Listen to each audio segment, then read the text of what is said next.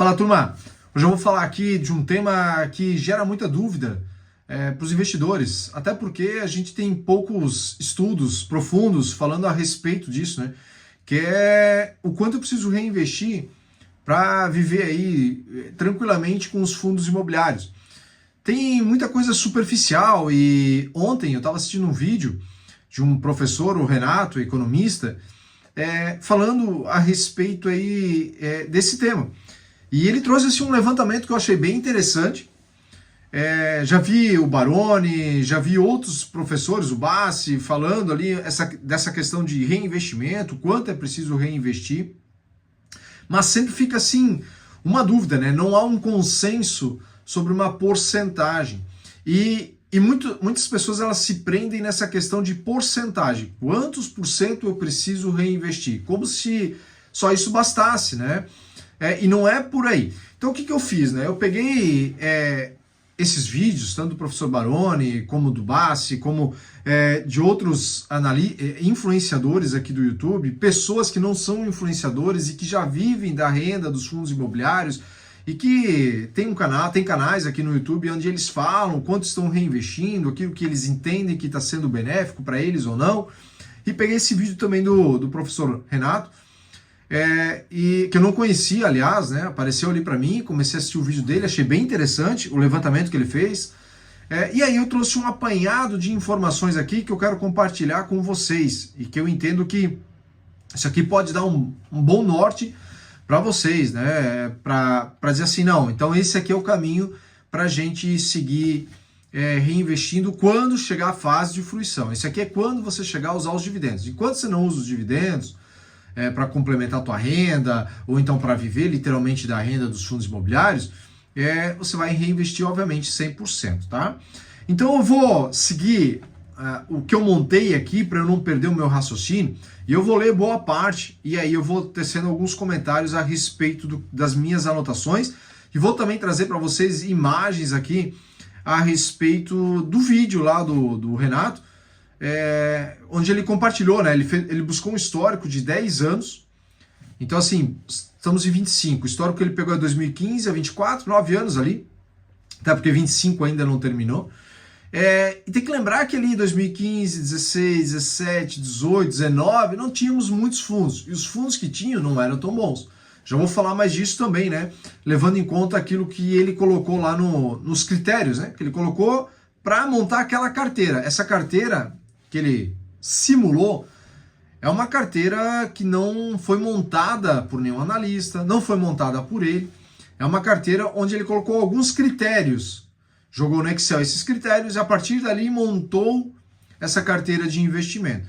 Então ele trouxe aquilo que ele entende por esses critérios, eu já vou falar quais são esses critérios, que ele entende que deveria ser um percentual que aí traz tranquilidade. Mas eu quero fazer algumas ponderações aqui. Talvez o vídeo vai ficar um pouco maior, mas é necessário para eu poder abordar aquilo que eu penso, né, a respeito aqui dessa questão do reinvestimento dos dividendos. Então vamos lá, né? A estrutura da carteira. Nós vamos ter aqui mais tijolos, mais papéis, é uma carteira equilibrada ou é uma carteira apenas de tijolos? Eu desconsiderei a carteira apenas de papéis porque é inviável você se aposentar com uma carteira apenas de papéis. Não faz sentido, né? Então eu descartei. Então nós teríamos o quê? Mais tijolos nessa carteira, mais papéis, um meio a meio, que eu já vou falar disso também nessa simulação que foi feita ali, ou apenas tijolos. Começamos com uma carteira apenas de tijolos. Quais são os critérios que eu preciso levar em consideração ali nessa carteira, né? Qual a porcentagem a reinvestir? Então a gente começa 10%, 20%, 30%. E aí eu coloquei aqui, depende dos FIs em carteira. Por exemplo, o professor Baroni, ele coloca lá em um vídeo que ele tem aqui no YouTube, que em torno de 6% de reinvestimento seriam suficientes para uma carteira 100% tijolo. Chegando para uma questão de segurança, a 12%. Eu já discordo dessa porcentagem, acho que ela é muito baixa. Já vou falar mais sobre isso, tá? Então, vamos lá. Depende da carteira de FIs. Por exemplo, FIs menores, concentrada em receita por inquilino, pode ficar sem um aluguel significativo caso o contrato vença e o locatário não renove. Ou caso renove, mas o locatário negocia o preço de locação menor que o contrato anterior. Então você tem lá 12 fundos imobiliários em carteira, você tem 3 fundos que são menores. Desses 3 fundos menores, 2 possuem apenas 4 locatários, e cada um dividido por igual ali a concentração de receita. Então imagine que 2 locatários desse resolve sair ou se renovar, renove com um contrato menor. O quanto isso reflete na tua carteira? Essa receita desses fundos imobiliários menores reflete ali dentro da tua carteira. Ela equivale a 5%, equivale a 15%, a 20%. Então esse é o primeiro ponto que vai definir o quanto você vai reinvestir ou não. A divisão por segmento. Como está dividida essa carteira? Por igual entre os segmentos? Galpão, laje, shopping, urbanos? Ou algum segmento possui receita maior na carteira?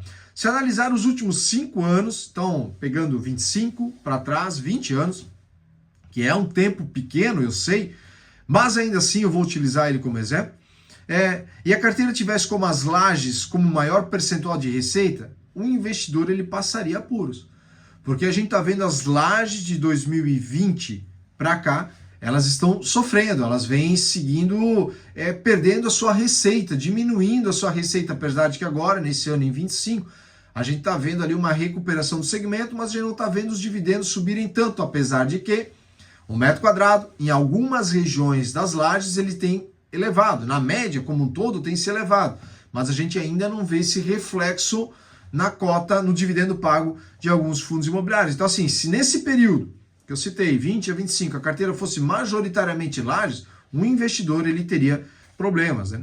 Caso os shoppings tivessem maior concentração de receita em 2020, 2021, o investidor ele também passaria por problemas, já que com a pandemia os shoppings praticamente não distribuíram bons resultados. Então assim, esse aqui é um ponto que o investidor precisa considerar bastante, estar atento aos segmentos e talvez, se necessário, fazer girar essa carteira dos FIIs, né? Algo que eu não gosto muito de girar. Mas, se de repente você tinha uma concentração muito grande em lajes lá, talvez você teria que se desfazer de lajes e migrar para outros segmentos que estão melhorando, que vieram se mostrando mais resiliência, mais força, né? Por exemplo, os galpões logísticos e os fundos urbanos, ou os fundos híbridos, né?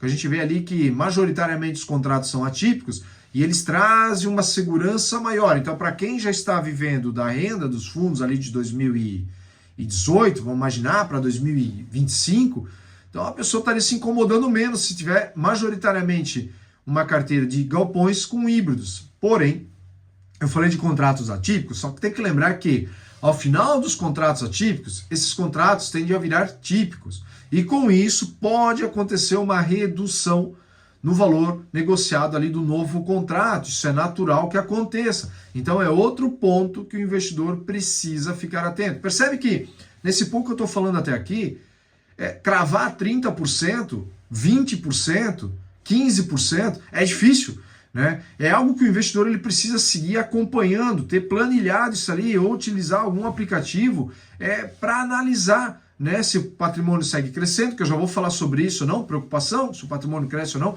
se o dividendo segue corrigindo, que aliás eu vou trazer uma imagem aqui já, com essa questão, né, com a simulação que foi feita, eu já vou falar mais sobre isso, tá?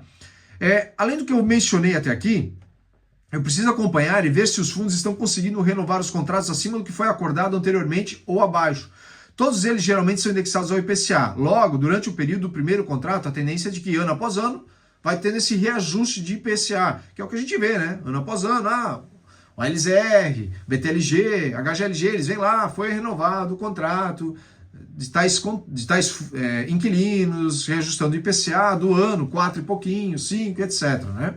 O problema pode surgir quando os contratos vencem e o locatário exige a redução do valor para renovar. Nesse caso, vai depender da economia, do gestor, da localização do imóvel, da qualidade construtiva do imóvel. Renovar contratos para baixo é normal quando temos uma Selic como a gente está tendo agora, como fez o HGLG com a Volkswagen.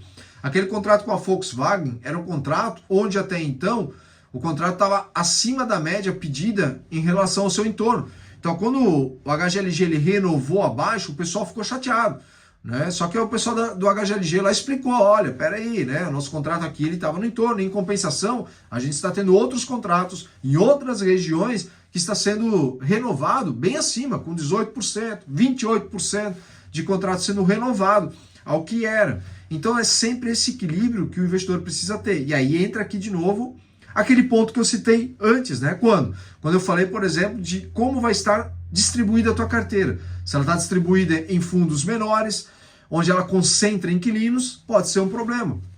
Aqui, a Volkswagen representa quantos por cento lá da receita do HGLG? Ah, representa X%, que eu não lembro agora de cabeça, mas passa dos 10%, é 13% ou 15%. Quanto isso representa? Ah, 15%, ok. E esses contratos que estão sendo renovados acima, representam quantos cada um? Então vai compensar o da Volkswagen, vai jogar no 0 a 0, vai empatar. Isso tudo precisa ser levado em conta. Pega o GGS 11, por exemplo, ele manteve os mesmos valores para a Ambev e para um outro locatário, que eram contratos atípicos, foram renovados, aí entra aquela questão agora que eu falei dos contratos atípicos, e eles foram, o GGS 11 conseguiu renovar os contratos pelos mesmos valores. E aqui também, teve gente que ficou chateado, dizendo que olha ali, ó, o pessoal do GGS 11 não consegue renovar para cima. Não é assim, nós temos uma Selic em alta e esses contratos vieram de contratos atípicos. Então, pô, o pessoal conseguiu renovar no mesmo valor. E aí, claro, seguindo o IPCA, né, para os anos seguintes. Então, assim, é um ponto positivo ali que eu vejo, né? Já o BTLG, ele vem renovando contratos com mais de 20%, 30%.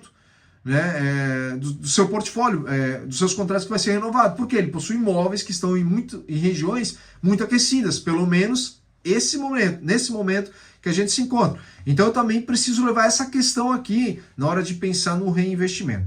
Também preciso considerar os fundos que giram o patrimônio, os fundos ativos, né? Vou dar um exemplo aqui.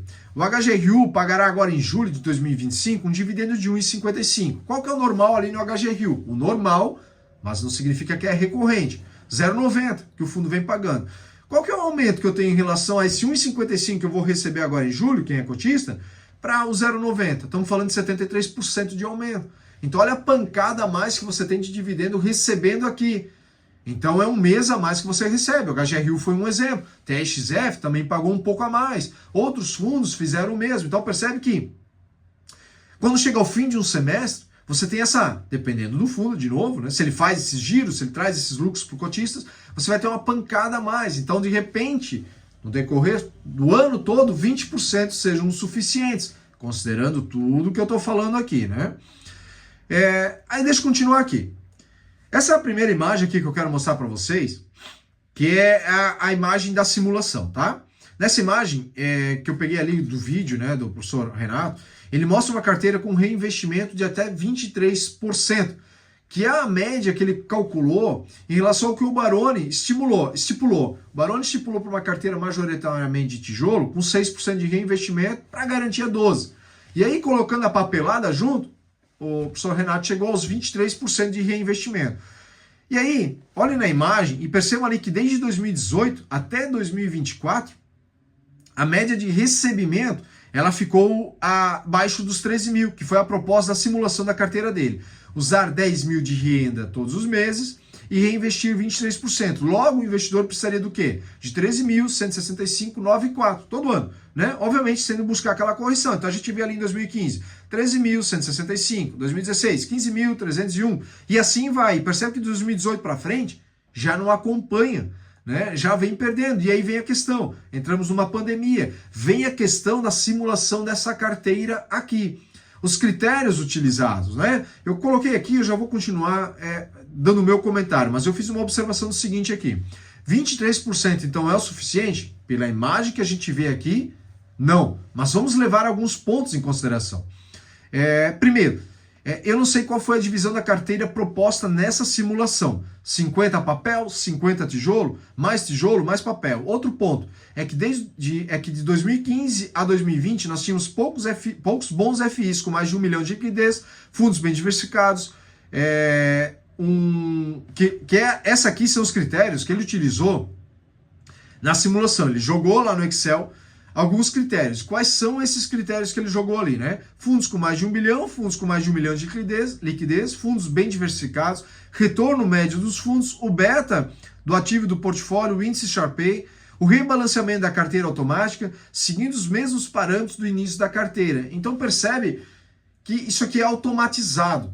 Então, de repente, com a carteira que foi montada em 2015, ela até podia ser boa. Chegou 2018, de repente, Lages, 2020, com o segmento sofrendo, e Lages e shopping eram os segmentos que mais traziam receita para essa carteira ali, eram segmentos que sofreram bastante nesse período. Lajes continua até hoje, né? Não recuperou. Então percebe que talvez por isso houve esse problema e por isso 23% não foi suficiente para reinvestir, né? Eu também não sei dentro dessa carteira, como eu estava falando agora, qual que era o mais peso ali dentro, né? Como eu disse, lajes, logísticos, urbanos, que praticamente não existiam, o que a gente conhece hoje, que são os maiores ali, HGRU, TRXF, ele surge ali em 2018 para frente. Então 2015 não tinha, 2016, 17, 18 não tinha. 2020, 21 para frente que esses fundos começam a crescer bastante. Então percebe que, assim, muito bacana o estudo que ele trouxe, mas ainda assim, por ser feito dessa forma, um rebalanceamento também todo automatizado, os critérios utilizados ali, eles podem não trazer uma realidade se é suficiente ou não. E também, de novo, essa carteira é uma carteira, eu entendo que ela é mista, né? Talvez ali 60-40, tijolo para papel, ou 50-50. Então eu entendo que talvez esses pontos que eu trouxe aqui são pontos que acabam trazendo uma falha nesse estudo, né? Nesse levantamento. E aí se eu tiver uma carteira, então, de tijolo mais papel, como é que fica? Também depende, né? Vale o mesmo critério que detalhei anteriormente para os tijolos, mas e os papéis, né? Então aqui nós temos tijolo mais papel. Vou colocar tijolo na carteira e vou ter papel também na carteira, ok.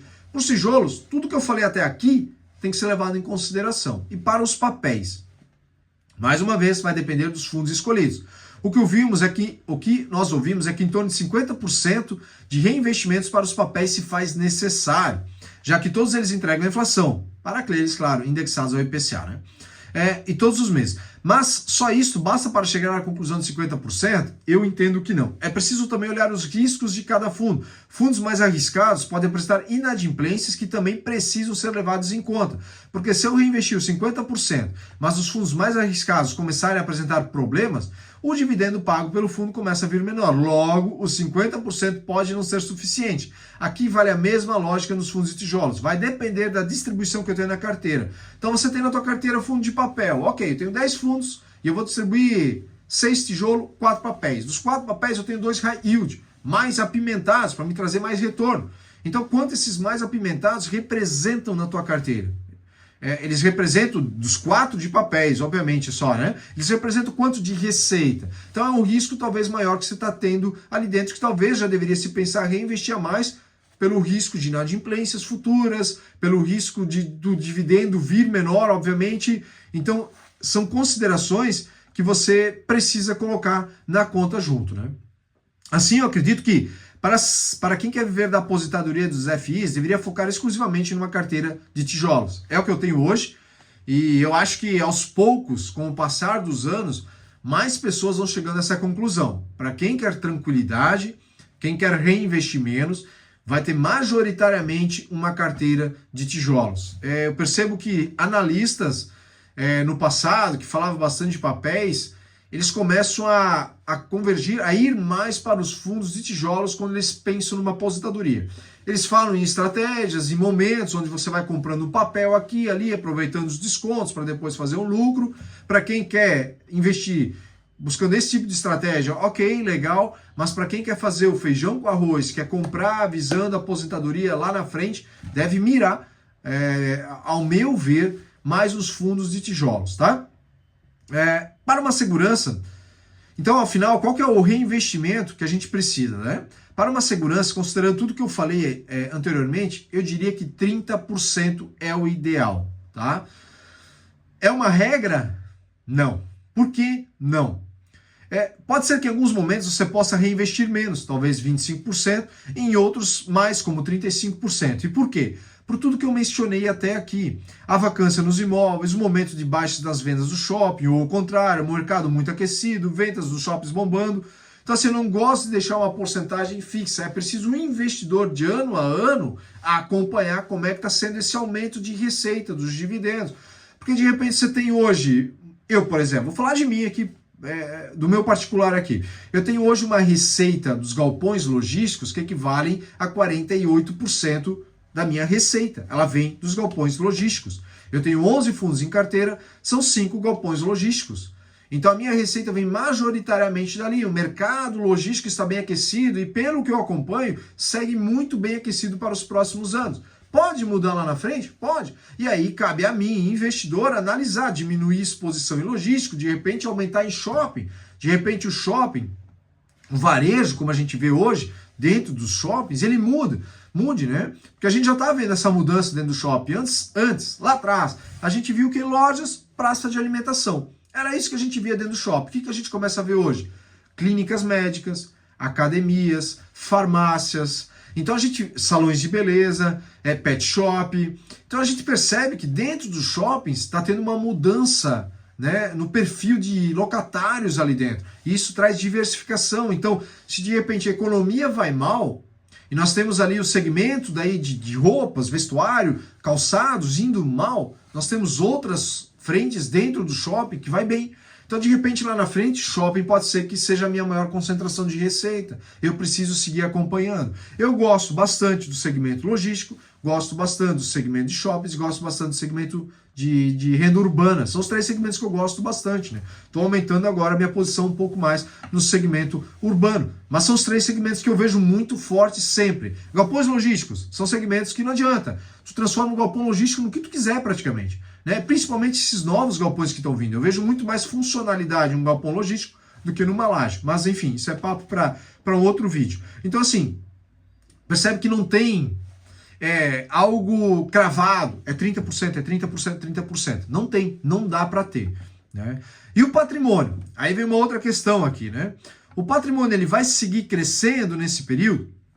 Aí, de novo, eu peguei a imagem lá do professor Renato, né, onde ele traz uma simulação agora com um reinvestimento de 35%. O patrimônio lá, com um reinvestimento dos 23%, que ele trouxe na simulação, na carteira anterior que eu mostrei, ele não cresceu, ele ficou abaixo. Né? Mas aí, de novo, eu preciso levar algumas coisas em consideração. Tudo que eu falei, a carteira, como ela foi montada, e principalmente o momento que a gente vive.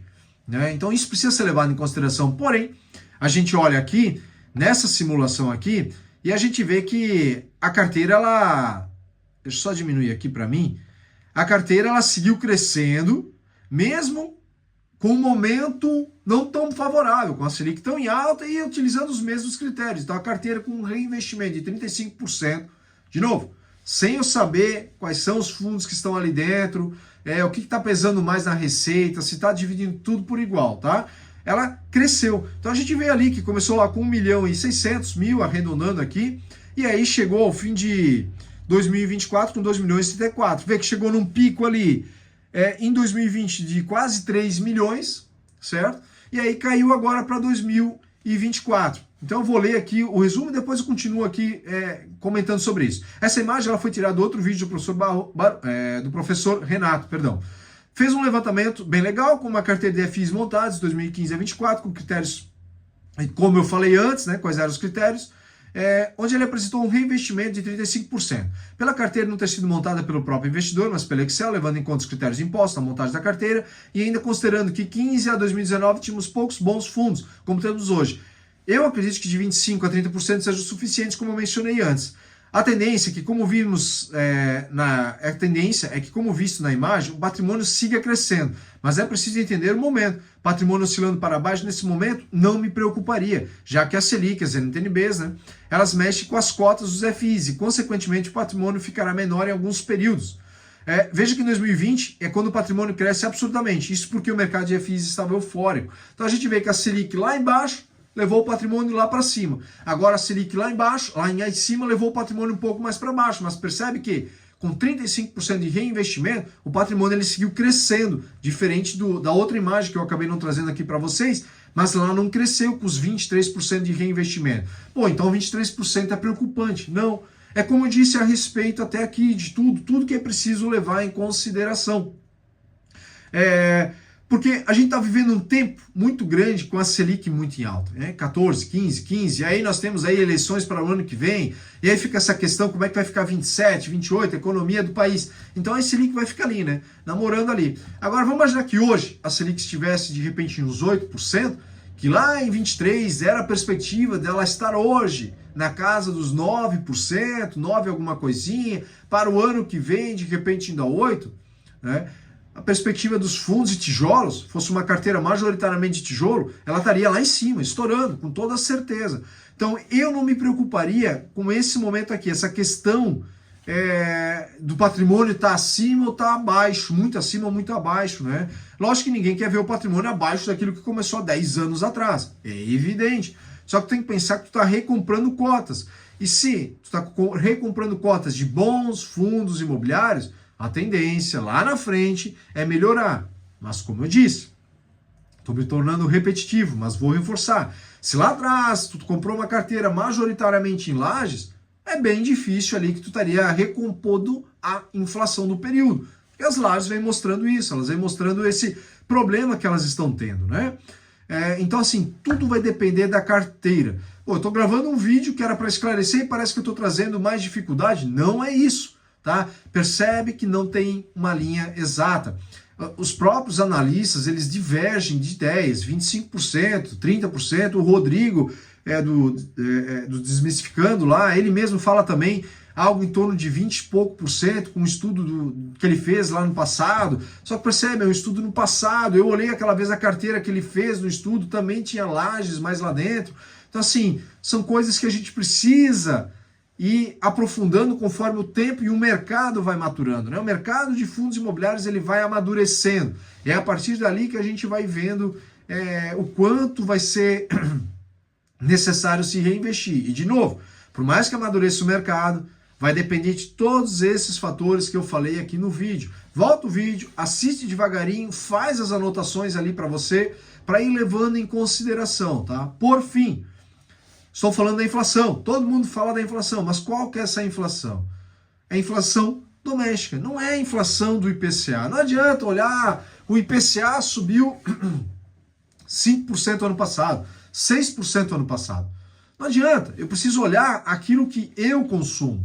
O ideal é que você tenha uma planilha onde você faça o cadastro do que você gasta anualmente. E aí, depois do outro ano, é que você vai fazer a configuração a montagem, né, desse percentual, não configuração, desse percentual que você precisa reinvestir ou não. E como é que eu faço isso? Veja só, o primeiro cálculo que você vai fazer é a soma de todos os itens da lista de gastos. Você pode fazer isso individualmente, olhar supermercado, supermercado, supermercado nos últimos 12 meses, ou de um mês para o outro. E aí chega ao final do ano, você vai ver, de janeiro para fevereiro subiu 3%, fevereiro para março subiu 2%. Né? E ao final do ano você tem um percentual de quanto subiu o teu supermercado. Né? Ou esperar passar 2 anos, fazer obviamente todas as anotações, e lá no terceiro ano você vai ver de um ano para o outro, supermercado aqui em casa consumiu 8% da minha inflação doméstica. Combustível. Combustível eu consegui reduzir. Estou trabalhando mais próximo do meu emprego, não preciso mais de carro, comecei a trabalhar de casa, reduzi o combustível em 6%. Então, subi supermercado em 8%, reduzi em 6%. Então, vamos lá. O primeiro cálculo é a soma de todos os itens da lista de gastos. Aqui eu estou trazendo tudo. Então, você vai somar tudo. Saúde, seguros de vida, supermercado, tudo que você tiver de gastos, escola de filhos, se tiver, e por aí vai, você vai anotar. Depois é preciso pegar o resultado da soma, aqui eu coloquei como mês 1, você pode fazer ano 1, ano 2, tá? Da soma de um mês e do outro e usar a seguinte forma. Você vai pegar o mês 2, ou o ano 2, tanto faz, dividido pelo mês 1, menos 1 vezes 100.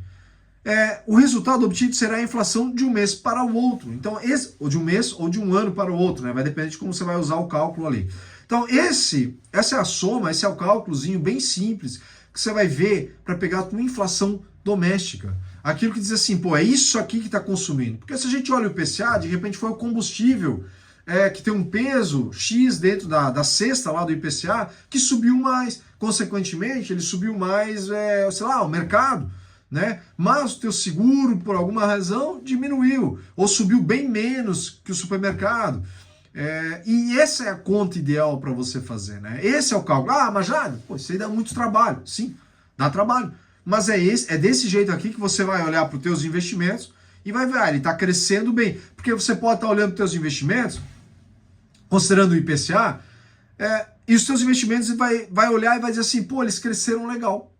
Né? O IPCA no ano foi de 4 e meus investimentos foram de 8. Só que aí passa um ano mais um, Você vai olhar e você vai dizer, porra, mas esses dividendos eu estou consumindo cada vez mais, não está sendo suficiente. Por quê? Porque a tua inflação doméstica está sendo maior. De repente a escola dos teus filhos, ela não subiu os 4%, ela subiu 15%. O plano de saúde, como a gente acompanha, eles subiram 8%. E qual que é o peso disso dentro da tua receita, dentro dos teus fundos imobiliários? É maior do que só olhar o IPCA, né? Então é preciso ficar atento a todos esses pontos aqui, né? Porra, mas dá trabalho, né? Acompanhar os fundos imobiliários e tal, ver se está trazendo um retorno ou não. Sim, eles dão, né? Mas ainda assim eu vejo os fundos imobiliários como a melhor opção para quem quer receita. Claro que receita todo mês, mensal, né? Claro que conforme você for envelhecendo, esse é um ponto que também poucos mencionam, né?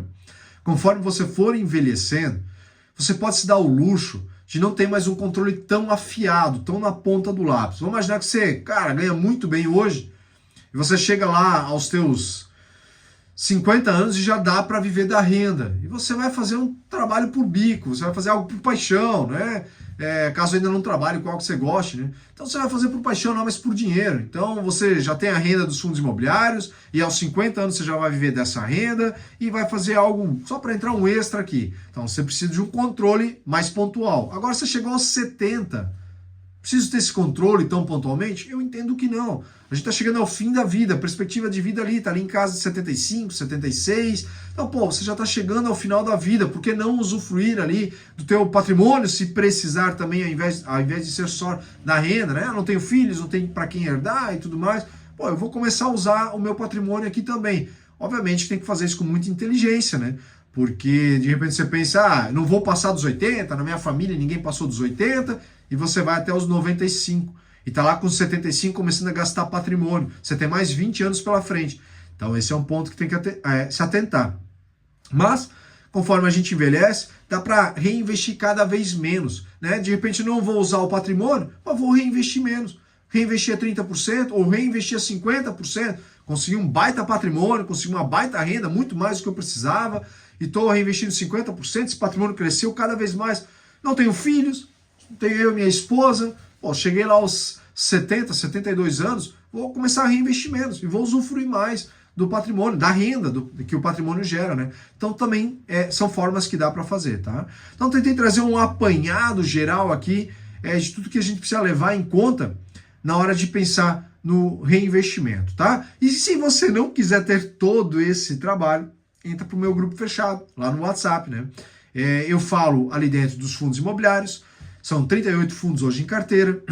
Eu cuido literalmente da carteira de quem está lá dentro, porque eu falo da carteira eu falo dos fundos imobiliários que estão na sua carteira. Então, quando você entra em contato comigo, através do link que tem aqui na descrição, eu vou olhar a tua carteira, eu não vou fazer uma análise sobre ela, porque essa análise eu faço através de uma consultoria, mas eu vou olhar e vou dizer, olha, esses fundos aqui eu vou acompanhar. E esses 2, 3 aqui eu não vou acompanhar. Pô, se eu já estou dizendo que eu não vou acompanhar esses 2, 3 fundos, é porque eu não vejo eles com tão bons olhos assim. Né? Você quer manter em carteira? Mantenha. Mas eu vou fazer o acompanhamento para ti de todos os outros fundos da tua carteira. Então eu vou te entregar um resumo de tudo que está acontecendo ali dentro.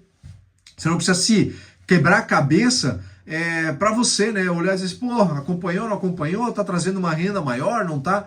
Eu detalho isso tudo lá nos relatórios. Além, claro, né, de trazer fatos relevantes e gravar vídeos exclusivos lá para o pessoal do grupo. Tá? Se tiver interesse, o link tá na descrição aqui do YouTube, então basta você me chamar ali que eu te explico melhor também se você quiser saber mais. Tem um valor, obviamente, de R$ 79,90 para quem tem interesse em participar. Tá? Então fica aqui. O vídeo ficou grande, maior aqui em relação ao que eu geralmente gravo, mas eu entendo que foi necessário para fazer todas essas pontuações aqui a respeito do quanto eu preciso reinvestir aí para viver da renda dos fundos imobiliários.